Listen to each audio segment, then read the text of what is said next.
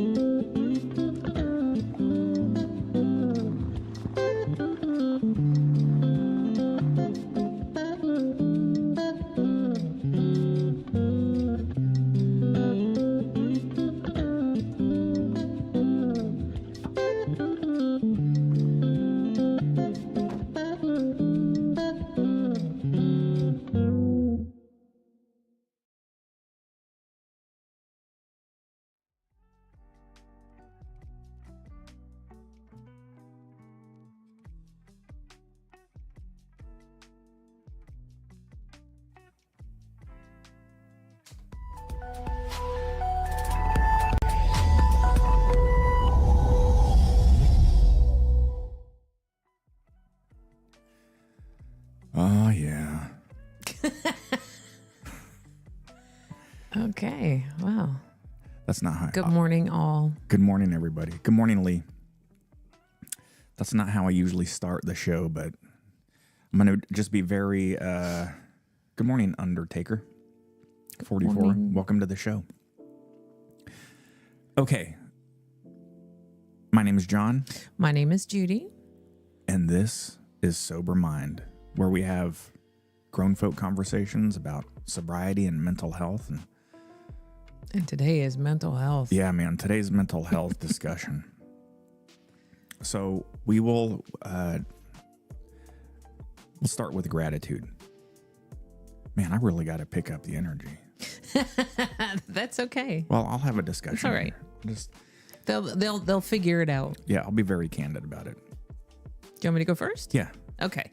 So my gratitude is I am grateful for the people around me who make me the person that I am. The people who support me, the people who love and care for me, and even some of the haters out there. They just give me a reason to learn and grow. So I'm grateful for that. Who are the haters? The comments that we get on the channel? I don't. Sure. Yeah. Or just in general? Just in general. I mean, I don't have any specific person right now. Haters gonna hate. They got to do their job. Yeah. It just makes me realize that they're actually not, they're angry, but underneath that is pain and hurt. So, you know, it if anything, it just brings up compassion for them. Yeah. Hey, Lee, thank you so much for joining us again. Hey, Mom. And okay, Joe, got it. Nice. I'll be looking. Yeah, Joe's a mortician. Oh, cool. So I'll be looking. Well, okay, let's just jump into it. So, Judy, how has your week been? Well, last Friday I had not yesterday, but a week before I had shoulder surgery. So my shoulder is a little uncomfortable. Let's just put it that way. I had the bone scraped. I had a section of my clavicle removed. I had a nerve unpinged, and I had my bicep relocated with a section of it taken off because it was frayed. Basically the same. Oh, and surgery I had a repair done to my rotator cuff because there was a slight tear. So yeah, basically the same surgery you had. Yep. I don't know how it happened where you went and got the same. You went and got shoulder surgery, and then not up 2 months later, I'm going for the same surgery. Well, when I was in the waiting room yesterday, I was listening to a couple folks in there, as I do, because I'm an eavesdropper, just jumping in on societal discussions. You've been dropping those eaves. Yeah, dropping those eaves. I mean, Dr. Freevert does like this same thing. Yeah. To a bunch of people our age. I think it's just like once one of those things happens, it just is natural de-evolution in the shoulder. All of those things just start to happen. And a lot of people go for years and just don't get it addressed because they may not have the health benefits that we have. We're very fortunate for that. Sometimes those things, they can have a tear in their rotator cuff and they won't even know because it doesn't register as any pain. Yeah. Yep. So you've been doing good. You've been doing pain management as you should, and I have been unrealistically hyper focused on that. So, you know, Judy had taken some pain pills because it's a very painful surgery, and I really internalize this way more than I should because it scares me. So, because of all of your family have all died from ODing on opiates. Yeah, of the exact same pills. Mm-hmm. So I had the pills prescribed. I ended up taking one and I got high and it kind of scared me. So I just didn't anymore. So I think I've unrealistically put those same expectations on you, which is not fair at all. And I've explained that to you, so I apologize. Well, plus you've also seen me go down that path when I broke my ankle. Yeah. Of course, we were both in the middle of our disease, drinking all the time, at that point, I was taking Norco, which is like Vicodin times 3, and drinking on top of it. Hey, Lisa. So at that time, I can fully understand why you would think, because I was starting to take them without being in a lot of pain. I was just starting to take them. Because they're delicious. They just make you feel absolutely nothing. Yeah. So I can understand why you would go down that path.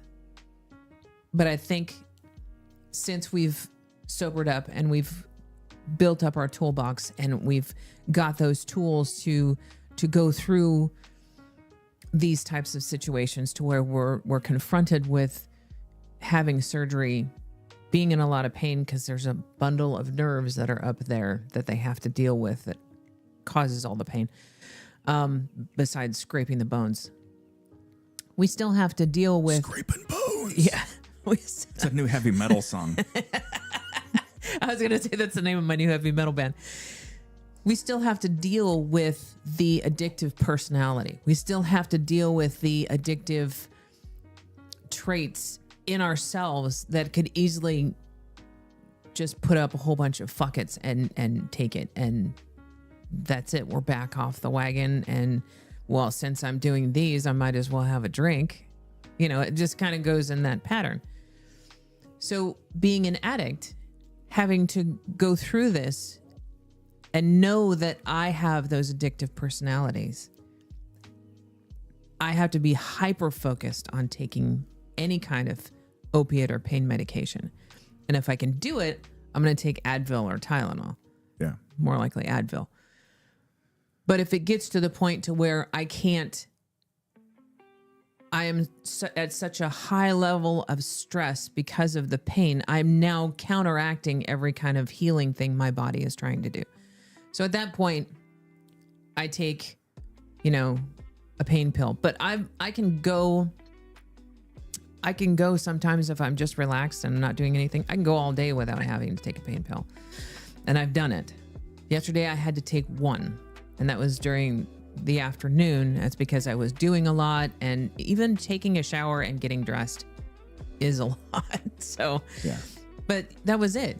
That was just enough to drop me down, so it drops my stress level down. It gets the pain under control. After that, I can take Advil and not have to worry about it. But I can understand why you would go down that path, because you've seen me go down that path before. Yeah.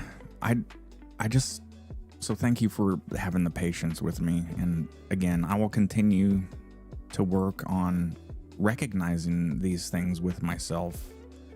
It's the projections. I've done that all of my life. It's an anxiety thing. It's a protection thing. It's a control thing. It's a control thing. So I'm aware of it. It's fucking wildly uncomfortable to watch other people do something that can inebriate or harm. It gets so dramatic up here with it. Yeah. Hi, Daniel. Welcome to the show. Okay.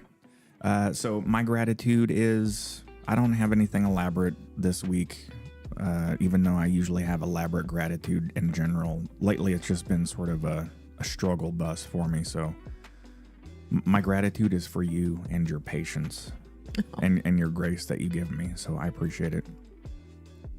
Okay. I've started a whole blackout tattoo project, so I'm covering my entire military career, covering that up. Why are you doing that? Yeah, so I've had the utmost respect for this beautiful tattoo of memorializing my military career, but as I've worked on addressing things and letting go and forgetting the past and working on child abuse and military PTSD, since I've gotten sober, this visual aid has become distracting to look at every day if I'm trying to forget something. And not forget necessarily, just move past. Yeah, just move past into a new chapter. And since I like tattoos, I'm going the whole blackout route, and then I'll end up doing white stuff on top of it. But I don't know. I think this has been very drastic for me too. This is a very bold way to do a cover up. So anyway, hey Grant. So that's the path I'm going. Yeah. All right, let's get into it. I have been depressed for 3 weeks. I was about to say it came out of nowhere, but it didn't. I felt it coming on 3 weeks ago. I was going over to Brian and Kim's to help them with some yard work. And as I was driving, I got done with my run, and I just felt this, what I can only describe as a disassociation, like a real high level cloudiness coming on. And I tried to think my way past it, like I'm having a funky day, it'll pass. I came home and showered, and it just kept ramping up. The next day, it kept getting darker and darker and darker. And then I started to become frightened. Like, God damn it, I haven't relapsed into depression in a year. It's been a while. And I've had really good success with where I've been. It's been a year and a couple months since I've gotten completely off antidepressants and anti-anxiety medications too. So while you were going through this, did you have a fear that you were going to have like an anxiety or a panic attack?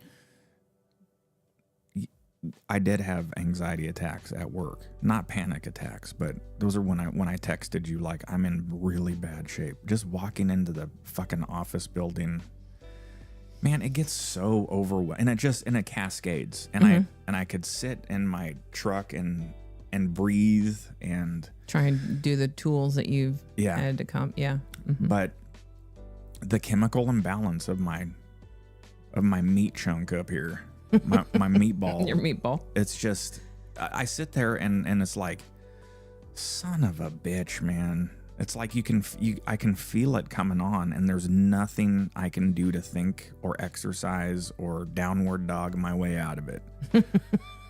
And then I just hope that it passes. And then the next day I woke up and it had amplified again. I woke up and I cried in bed. Just sorrowful. Yeah. Desperate, hopeless crying. And on the other end of that, there's nothing somebody watching somebody just go downhill, and there's nothing that you can do about it, is terrifying.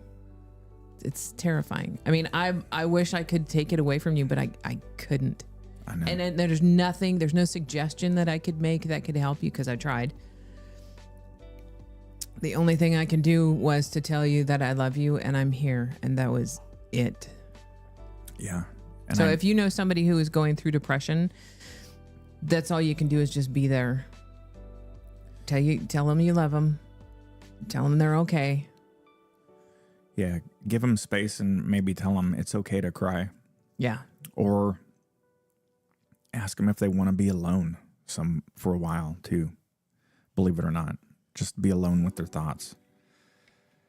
Okay, so I'm at the tail end of it, and what I mean by that is the massive level of darkness had passed, and now it's just been sort of gray for the last couple days. So I went and saw my doctor, my primary care practitioner, the other day. But before that, hold on, let me gather my thoughts here. I started researching on the search webs, the Googles, they call it. Oh, hold on, heads up. Judy and I pay for a search engine now called Kagi, Kagi, about $4.99 a month. It's advertisement. Yeah. It's fantastic. Remember, folks, if you're not paying for something, you are the product in information technology. Oh, heck yeah. So anyway, I searched for, out of sort of desperation. Okay. When I was on antidepressants for the year-long cycle, with just to give some backstory, SSRIs, SNRIs, it's not like an Advil. You can't take it and then feel an effect. You need to take, it's a 4 to 6 week bake-in period, which is wildly frustrating. And so for me, that seemed to actually stretch into more something like 6 to 8 weeks. So when I started, I took Zoloft, and then I was feeling really bad depressive episodes. So my psychiatrist put me on Abilify on top of which is a mood stabilizer, antipsychotic. Fast forward, those weren't working, so I was on Prozac and Abilify, then just Prozac, then Effexor and Wellbutrin, and then Effexor and Wellbutrin plus Depakote, which is a mood stabilizer too, to the point to where I was just zombified. I didn't know what life was happening, and I was still depressed. I had the worst depressive episode. I couldn't get out of bed. I had suicidal ideation, which I told you about immediately.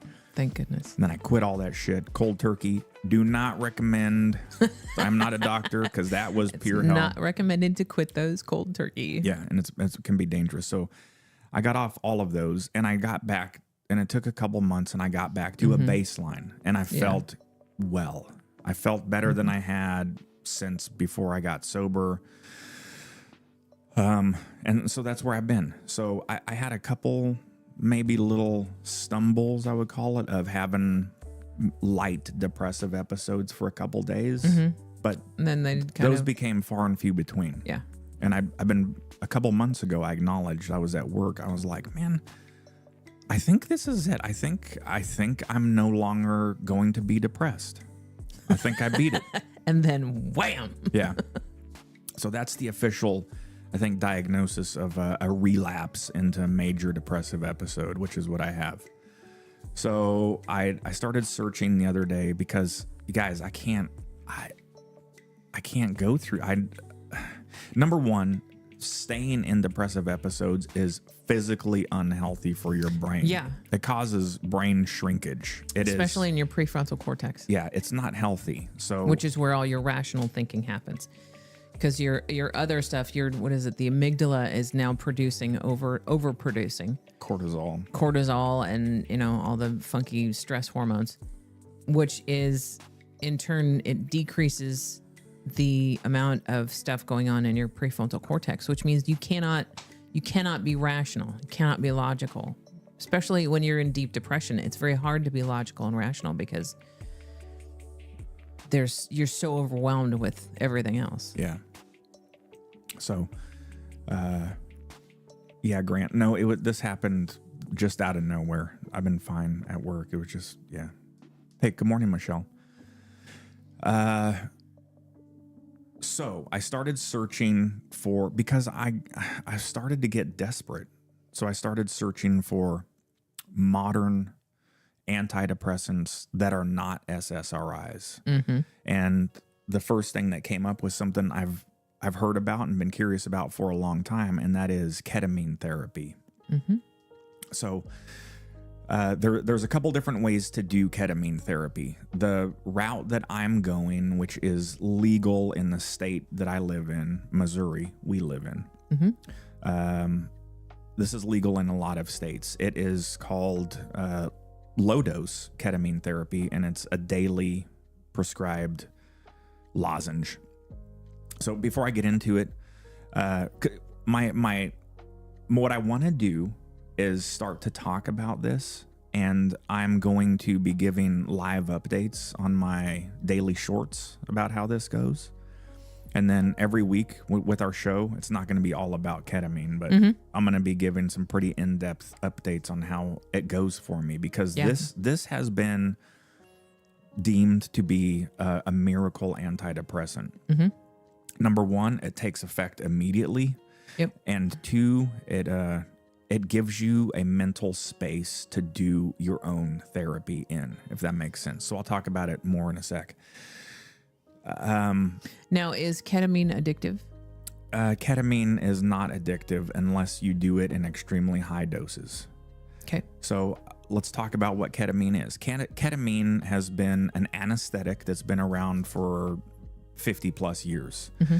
It has so the street level dose, and I'm kind of making this up, but I'm not making it up, but it's dependent on how high of a tolerance you have. It could be like between 3,000 to 5,000 milligrams.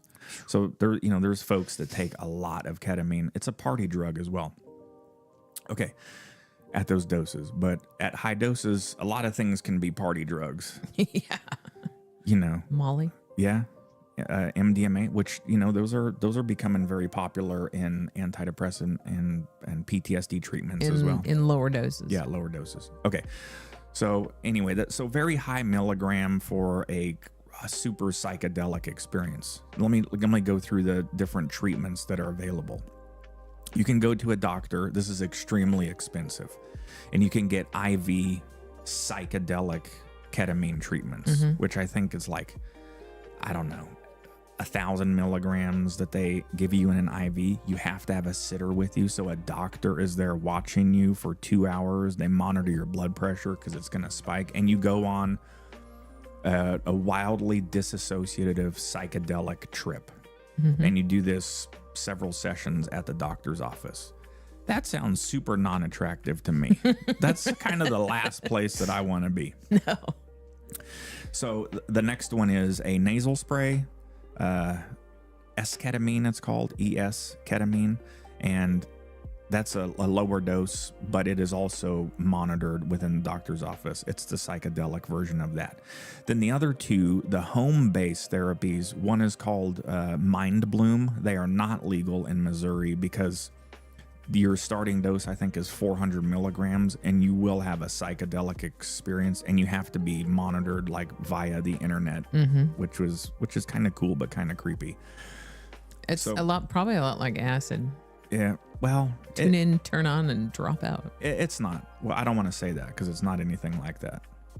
That experience, ketamine and LSD are vastly different. So yeah, I don't want to give that comparison to it. But anyway, the route that I'm going is a low dose ketamine therapy, and the company that I'm going through is not sponsored. We were not associated with them. They're called Joyous, Joyous. And this was the most attractive option to me. They send you have to do a consultation. You have to fill out medical forms. They're based out of San Mateo, California. And they do check with the national database to see if you're already prescribed narcotics and ketamine. So they make sure that you're not double dipping somehow. Yeah.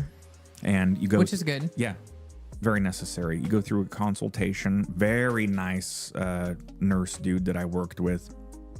Very professional, very eloquent and knowledgeable about this stuff. And he was also a patient, which is reassuring. Anyway, so they're sending me, they're called troches. It's a pack of 30 doses. They're lozenges that could be cut into quarters very easily. And my starting dose will be 15 milligrams. Which is super low. Yeah, well, and I guess, but it's pretty heavy hitting. It is ketamine. So what they like you to do is... Now, these won't cause any kind of psychedelic for you. No. The process with these lower doses is called psycholytic. And from the forums that I'm on and looking through the pre-work that I'm supposed to be doing, is that the initial dose is sort of akin to maybe giving you a feeling of tipsiness, like drinking a glass of wine. But what's so attractive about this is, okay, so then you do the 15 milligrams, then the next day you got to check in, and they ask how it's going, blah, blah, blah. And then more than likely they're going to raise the dosage up a little bit. So you do that on your own. And from what I've seen for the majority of people, and it's also body weight dependent too, with the dilution of it, is a lot of folks have on the forums have gone up to like 60 to 80 milligrams, and that's just kind of where they stay. Joyous will not prescribe you anything more than 120 milligrams. And then that's still in the psycholytic area, not psychedelic. So, Which is good. why I'm excited about this is that, number one, within the first 15 minutes of taking ketamine, your depression symptoms will be lifted. They're not gone. This is not a miracle. But myself and like others in my position that suffer from depression and anhedonia and dysthymia, which is basically just a lack of interest and no longer getting joy from certain things or anything in life. Yeah. What this does is, so I'm going to be down here. I'm going to have a pillow and my yoga mat, turn the lights off, listen to binaural music through some headphones. I have all the tools available to me now. What I've described even to my doctor was, I've got this rucksack full of equipment and I'm ready to head out and do good, but I can't get out of the door. That's what it always feels like. It's like I'm stuck with all this information in my head, but I've got nowhere to work with it on. What ketamine therapy does is it allows you to create an open space and immediately relax, and so you can put aside anxiety and put aside depression And start working on the meat of the issue. Set those things aside for set those little things aside for a moment. Grab your little paintbrush and start to We're going to start working on this little tree. Right? yeah, just work on a little tree. A little tiny tree. So, yeah, that's where I'm at. That's what I'm doing. I'm excited. So Daniel says, you're also a non-responder for antidepressants. One interesting thing about antidepressants being a non-responder to antidepressants is a strong indicator for bipolar disorder. Yeah, Daniel, I heard that before too. My psychiatrist said that I may have bipolar 2, which is a lesser form of regular bipolar. But, man, because it feels like it too. So maybe Daniel will appreciate this. Remember I told you that before I got into this depressive episode, You were really happy. I was really happy. Not manic happy, but maybe almost getting there. Like when I was on antidepressants, I was like, shit, I am way too normal. I'm this life felt a little bit too good. And that's the frustrating part about being able to modulate myself with my own self, if that makes any sense. Yeah. Is that I'm so cognizant of this, and I know when it's happening. So anyway, Which is a good thing, because then you're able to do some form of regulation instead of just allowing your emotions to rule the roost. yeah. I mean, because I do think that you do some form of regulation. It's hard, and then the depression still takes over, but at least you're aware of what is happening instead of just blindly jumping in. Yeah. And I've more and more realized, and I think this will be for the audience to sort of ponder, is that, so I had an unrelated doctor's appointment with my primary care practitioner yesterday, and I told him day before yesterday, and I told him that I was doing this, and he was very supportive, even though he doesn't know much about it. So he wants me to have a video call with him in a couple months to check in and report on how it's going. Because I did tell him that if I'm going to give this a good 6-7 month, some people end up maybe taking like a 80 to 100 milligram troche like once a week after that, maybe forever. So we'll see. But if this isn't the right path for me, the next step for me is going to be ECT, which is electroconvulsive therapy, basically shock therapy. It's come a long way. My doctor said that he's a veteran as well. He was a combat surgeon. He's seen some shit. Yeah. And him and I were stationed in the same place, not at the same time, but a couple of same areas in the Middle East. And he said that ECT fell out of favor 15 years ago because it was still more of a shock therapy, and it had some weird response Well, I'm sure rates. there's some stigma attached to it as well. Oh yeah. Some societal stigma. One flew over the cuckoo's nest. Yeah. But anyway, he says it's come a long way, and it started to really pick up the last 10 years, and it is wildly successful. Like, with ketamine and other things, they say there's 80-something% success rate and creating relapse situations for this stuff. He was saying ECT is up around the 90 percentiles. So, and it's got really, really good response to rates for PTSD and depression. Apparently, a lot of combat veterans have been utilizing this for a while. But sadly enough, again, I don't know why this bullshit stages are here. Like even with ketamine therapy, they want you to have tried to undergo medication-based therapy with other antidepressants first. But I'm frustrated because it's been proven they don't understand the mechanisms of how SSRIs even work. And you have to do such a long trial period for them. Okay. And again, I always like to remind folks, in the beginning, they seem to help me. I am not discouraging you from looking into modern antidepressants or anti-anxiety medications.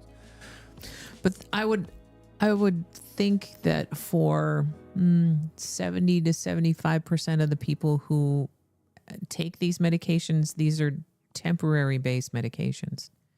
They're not really they're meant to get you to a point to where you can work on whatever the underlying issue is and then eventually taper off of them. But they never really go through that. They never really talk about that at all. They don't talk about when they're prescribing them to you, how to get off of them. Yeah, they don't talk about the exit strategy during the internal bake-in period. It's not something that comes up. They don't even want to discuss it. I went through that with doctors, psychiatrists. Like, what do I do next? They're like, I don't get paid to be a fortune teller. Yeah. It was like, I want to know what's next. We'll just have to see how this works.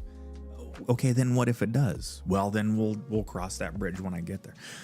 I understand that, because that's the same response I would give, but that's not what people with mental health issues want to hear. A lot of us would like to figure out a path of success forward, because we've been doing this for a long time. A long time. Yeah, dealing with it for a long time. I would like to hear them say, okay, this is our plan. Like you said, we're going to start you on this. And then I want you to go to therapy and start working on what your problems are. And then when you're at a point to where you think you can handle life now, we'll start talking about tapering you off. Yeah. But that conversation never comes up. Nope. Even with you, when you went through it, same thing. So there you go. 100%. 2 out of 2. Yeah, and so let's go back. I want to talk about my lifelong. Hold on, don't leave the channel yet. They're like, oh shit, here goes John with a 30-minute life discussion. I'm not. I just want to paint a picture of why I am this way. I had a really good discussion with my primary care practitioner, and it was sort of revealing to me, because he said. He really took some time, and he stood back and he leaned against the counter and he said, John, we've never really talked about this, because he doesn't like to talk about it. He sends me to therapists and psychiatrists because he's not a mental health doctor. So he goes, when did it start? And I said, Dr. Hale, I think I've been depressed all of my life. Said, yeah. I said, I think I recognized that anxiety and depression started when I was 10 to 12. Mm-hmm. You ready? What the trigger? This is going to shock a lot of you, okay? Just brace yourselves. I don't think we'll be shocked. I think we'll be able to handle it. I don't know. It's pretty mind-boggling that this could happen. Are you ready? Go for it. All of this started when I started becoming physically and mentally abused by my mother. What? Shocker. Oh. No. Yeah. Okay, we make light of it, but that's when I felt it. I felt it start, and I was never the same. And then, then get sent to Fort Benning, Georgia, and learn how to kill people, and then go to foreign lands, and then got out. And I was an alcoholic forever. Mm-hmm. So, well, at that point, you didn't have anybody to help you deal with the trauma that you were going through. There was nobody to help you, so you had to figure out a way to do it by yourself. Yeah. And I would assume anxiety and depression were those ways of how you coped with everything that was going on in your life at the time. Well, or didn't cope, So fast forward to my adult years, Dr. Hill was very curious about this. I said, being a high-functioning depressive person and a high-functioning alcoholic were sort of my toolkits. I never drank to mask any depression. No, when you were sad and you had depression, you didn't drink. Yeah. Well, for a day or two. Eventually you drank, obviously, but yeah, if you were having a bad day or you were really depressed or you were just crying, no, you would not. I remember that you would not have a drink. That was the last thing you wanted. Yeah, because I think it would exacerbate different forms of depression that I would have at the time. But okay, so let me articulate this in a better way. I never drank to mask depression, but I was always drinking so it masked the symptoms. Yes. Unintentionally. Whatever. I always say that, but fuck it. I don't know an excuse. Maybe it was intentional. I don't know. Somewhere it was intentional. Because when I was talking to Dr. Hill, the patterns were when you're in a state of drinking, you're depressed, you're getting a massive dopamine release and a serotonin regulation and endorphins, even when you're not drinking, because you know, You're thinking about it. I thought about this real hard yesterday as I was driving because it was Friday and Dad and I were out and all these cars were driving around and Dad's like, oh, traffic is busy. I was like, yeah, it's Friday evening. Everyone's going home to get that drink. That you can feel it in the air. Mm-hmm. And that was my excitement, not just on Fridays, but every day. It was from like 11 o'clock in the morning. There's this refrigerator buzz going on about, oh man, I can't wait to go home and crack open an Arrogant Bastard. And then it's just the ritual of the drinking. And then you're drunk and then you're waking up and it's just wash, rinse, repeat. And you're having good days. You're happy. Maybe is it because there's always like a dopamine drip going on. But then when I would binge drink, you know, you and I would see a 3 or 4 day weekend coming up, and that was party central, fucking full speed ahead. Yeah. And you know, those mornings of waking up with anxiety and depression. Yeah. Those were brutal. I think we thought that our hangovers, even though we were hungover, part of it was depression, but we didn't recognize that portion. Yeah. We just thought we were hungover. Yeah.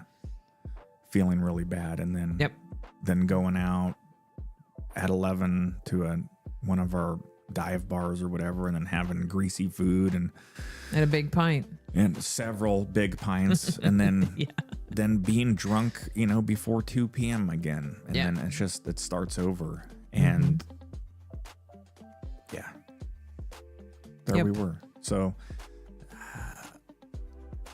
I tell you what, it's nice to wake up early in the morning. It is. Actually see the sunrise. Yeah. And be sober. Yeah. It's a really nice feeling. Yeah. And so to further that conversation, that was people and myself find it interesting that I'm sober and then now I'm dealing with mental health issues. Well, because that's now I'm dealing with those. Instead of just masking them with drink. Yeah. It was, everyone knows that's been following this channel for a while, our little show here, that 2 months after I got sober, that's when the shit hit the fan. Yeah. Yeah. Yeah. It panic attacks and panic attacks, anxiety, depression. So here I am now recognizing it and dealing with it. And I'm very proud of you for doing that. Thank you, babe. And like I told you several times now, maybe this is a cautionary tale to others out there. Try not to feel guilty or let your depression impact your self-esteem, because the last 2 days I've been going down a rabbit hole of feeling like I've really been a burden on my wife. And what did I tell you? Several things.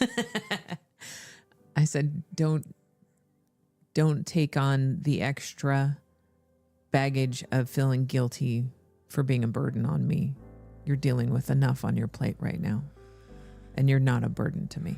I know, but just like we all do, it's easier said than done. Yes, especially it is. When I want to be supportive of, you know, you're going through a tough time with your shoulder, and then see, I'm too hard on myself about this too, because you forget to give yourself grace. I know I try so hard, but I just find myself moping and then being depressed.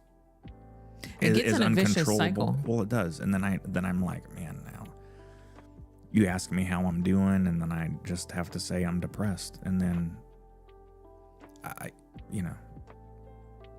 I guess it's me reflecting or projecting too. And that is that if I was dealing with me, I'd be like, John, I fucking had enough with you, man. The depression, it gets exhausting for everyone around. Does that denote the lack of love you have for yourself? Probably. Maybe that might be something you want to focus on too. Because that will also cause you to judge yourself and to not give yourself enough grace. Yeah. I do think that there is love there because you are searching for ways to get beyond this, to move through it, to process it. So I think you do have love for yourself, but there's an inner dialogue that is not beneficial for what you're going through right now. Does that make sense? Yeah.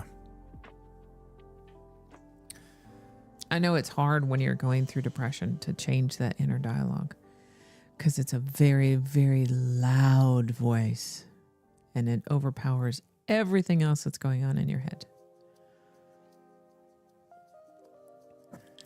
But you do take times to, put your ears on, meditate, have some quiet time. So you are trying. So I think that does show that you do have some love for yourself. Yeah. But yeah, that inner critic can be very loud. Yeah. I have a lot to continue to explore and a lot to continue to work on. Mm-hmm.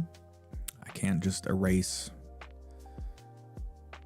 50 or 40 years of non-development and 30 years of alcoholism and expect myself to just be the pinnacle of happiness. Like me. Yeah. Which is so not true, but so we'll figure it out. We'll get there. Yeah. This too shall pass. Yeah. Lee, thank you so much. Lee says she's feeling sad for me. I survived physical, and now your brain is trying to heal from all the shit that we went through. Thank you, Lee. Yeah, thank you, Lee. I don't. I'm in a. Well, I was just gonna say, don't worry for me. I'm fine.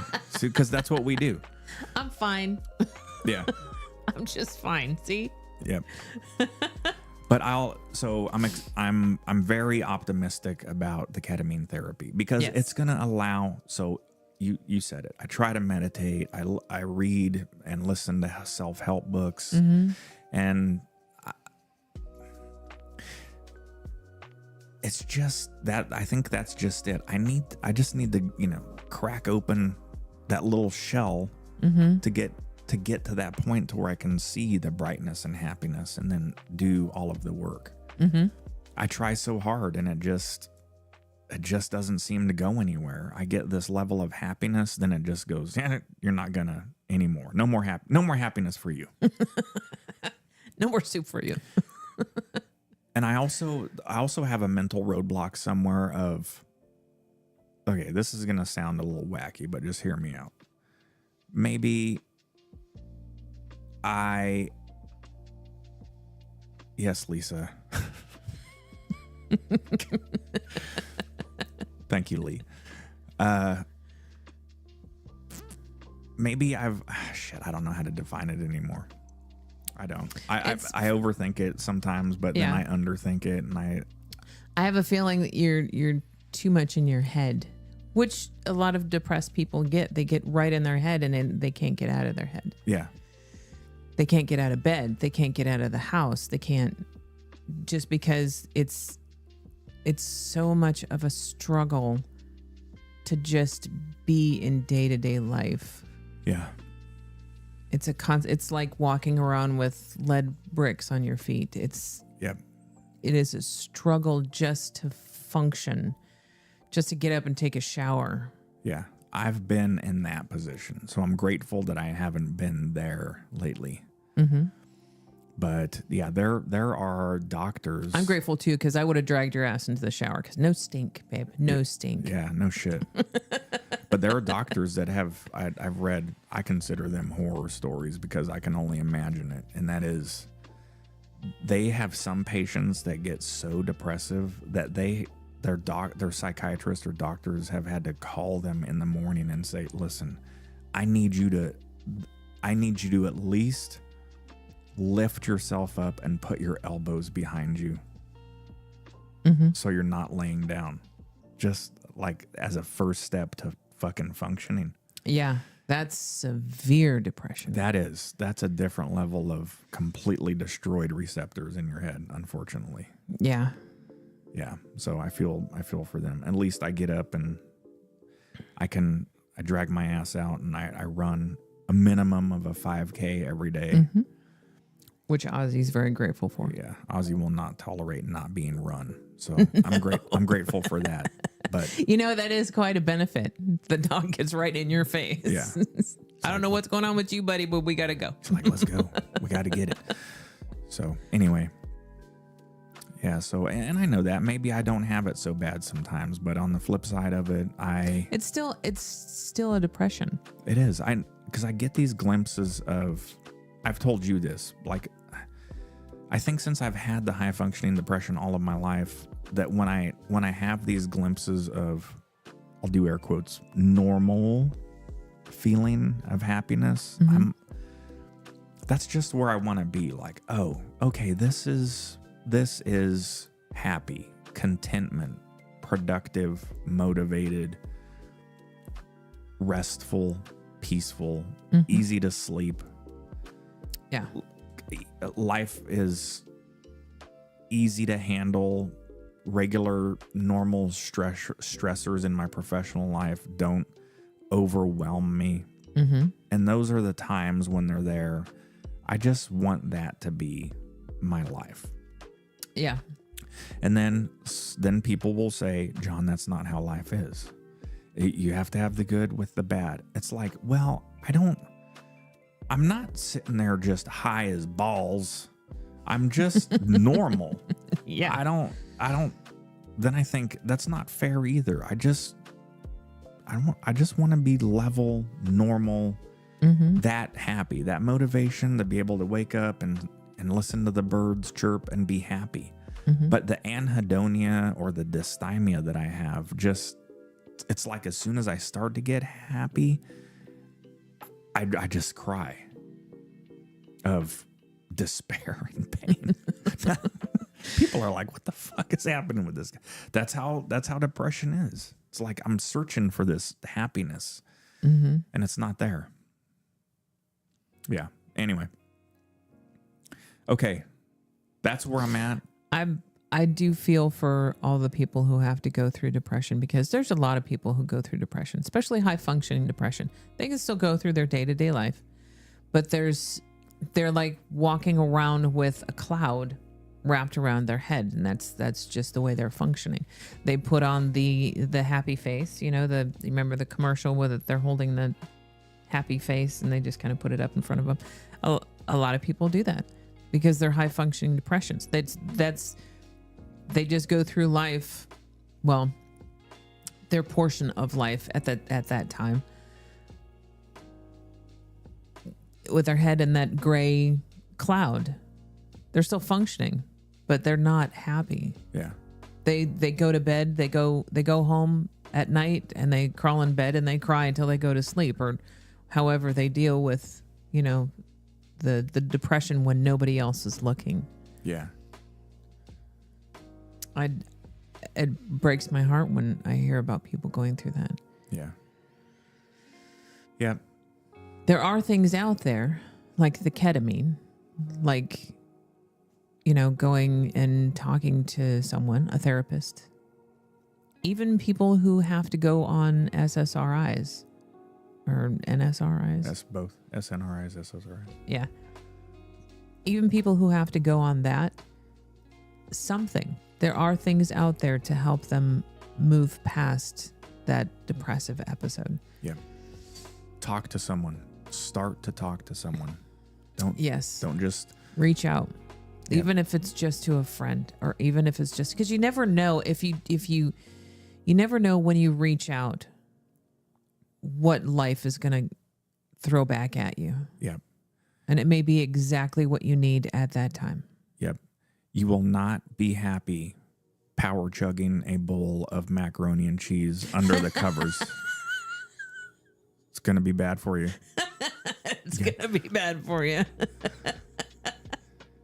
Yep. See, Daniel understands. Yes, these glimpses, the normal feeling. Yeah. for somebody who's not in depression, that's their status quo. That's their day. That's their normal. Yeah, this is good. I'm good. This is how they go. Yeah. Okay, let's wrap it up. That's all I got. Real quick. Judy went to her AA meeting the other day. Here's our coin collection, by the way.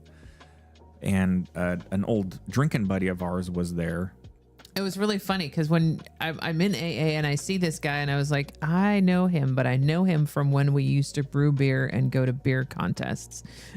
So it was really weird seeing him at an AA meeting. Yeah, It was cool, but it was just odd. I was like, and he looked at me and he goes, do I know you?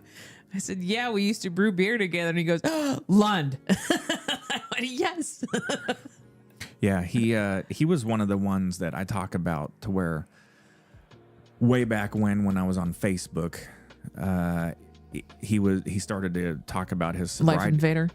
Yeah, Life Invader. Started to talk about his sobriety journey, and that's when I unfriended him. Yeah, because we were like, ew, no. We don't want to. L. Sober. Gross. Anyway, he gave Judy this coin to give to me. It's heavy metal themed, and it says, sober AF. We are not saints. Keep it simple. And on the back, it says, one day at a time. Live and let live. Death, insanity, or recovery. So I thought that was pretty cool. Very thoughtful of him. Yeah, that was very thoughtful of him.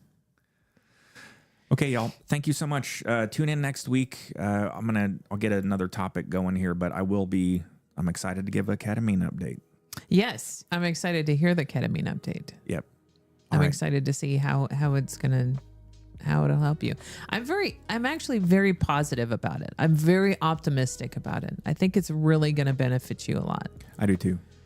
With everything that we've read and seen, I really do. I'm really optimistic about it. Thank you, babe. Thank you for your support. Heck yeah. I'm in for life, baby. Yeah. That's right. Me too. Okay. All right. Be kind to yourselves. Be patient with yourself. You are loved. You are loved. That's right. All right. See you next week, y'all. Bye.